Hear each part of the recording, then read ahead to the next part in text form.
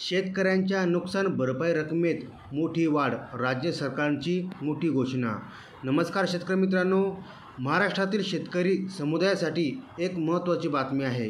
राज्य सरकारने नैसर्गिक आपत्तीमुळे झालेल्या नुकसानीची भरपाई देण्याच्या नियमामध्ये काही महत्त्वाचे बदल केले आहेत. हे बदल शेतकऱ्यांच्या आर्थिक जीवनावर थेट परिणाम करणार आहेत.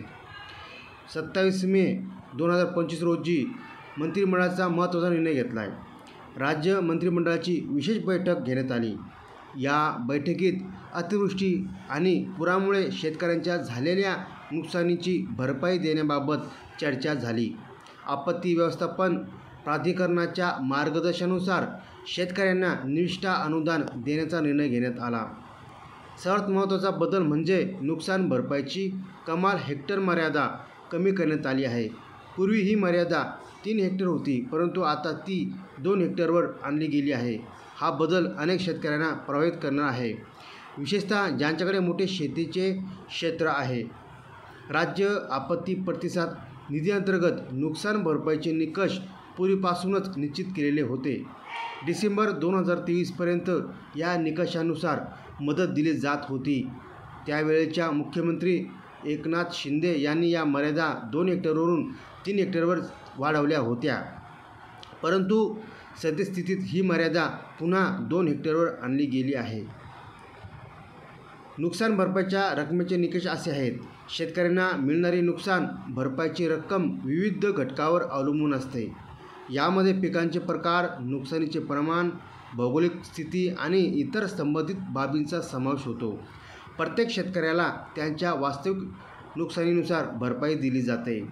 गेल्या काही महिन्यांमध्ये राज्यात झालेल्या अतिवृष्टीमुळे शेतकऱ्यांचे मोठे नुकसान झाले आहे. अवकाळी पावसामुळे विविध पिकांचे नुकसान झाले आहे. राज्याच्या अनेक भागामध्ये शेतकऱ्यांच्या या परिस्थितीचा सामना करावा लागत आहे. यामुळे त्यांच्या आर्थिक स्थितीवर गंभीर परिणाम झाले आहे. शेतकऱ्यांसाठी आणखी एक महत्त्वाची बातमी म्हणजे PM किसान योजना आणि नमो शेतकरी योजनेच्या पुढील हप्त्याबद्दल. जून महिन्यामध्ये PM किसान योजनेचा पुढील हप्ता मिळण्याची शक्यता आहे. हा हप्ता जून महिन्याच्या 2ऱ्या किंवा 3ऱ्या आठवड्यामध्ये शेतकऱ्यांच्या बँक खात्यावर जमा होऊ शकतो. नमो शेतकरी योजनेबाबत अद्याप स्पष्ट माहिती उपलब्ध नाही. शेतकरी या योजनेअंतर्गत देखील मदत मिळण्याची अपेक्षा करत आहेत. जर दोन्ही योजनांमधून एकाच दिवशी पैसे आले तर शेतकऱ्यांना 4,000 रुपयाची मदत मिळू शकते. सध्या खरीप हंगामाची तयारी सुरू आहे.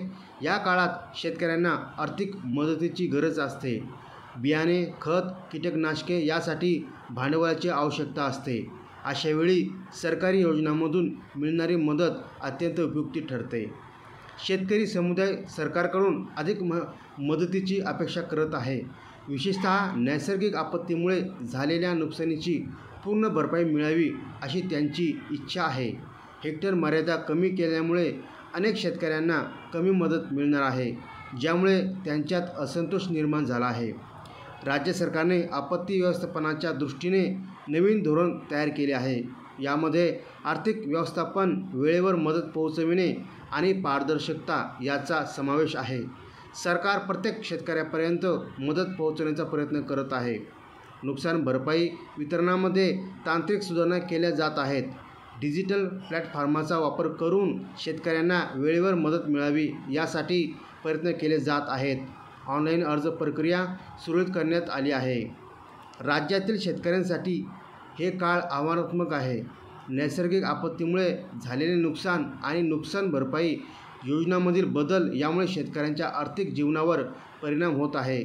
सरकारकडून अधिक सहाय्यक धोरणाची गरज आहे, जेणेकरून शेतकरी समुदायाला न्याय मिळू शकेल. शेतकऱ्यांनी सरकारी योजनांबद्दल अद्ययावत माहिती घेत राहावी आणि आवश्यक कागदपत्रे तयार ठेवावीत. वेळेवर अर्ज भरून योजनेचा लाभ घ्यावा. अशाच नवनवीन माहितीसाठी आपल्या चॅनलला सबस्क्राईब करून घ्यावा.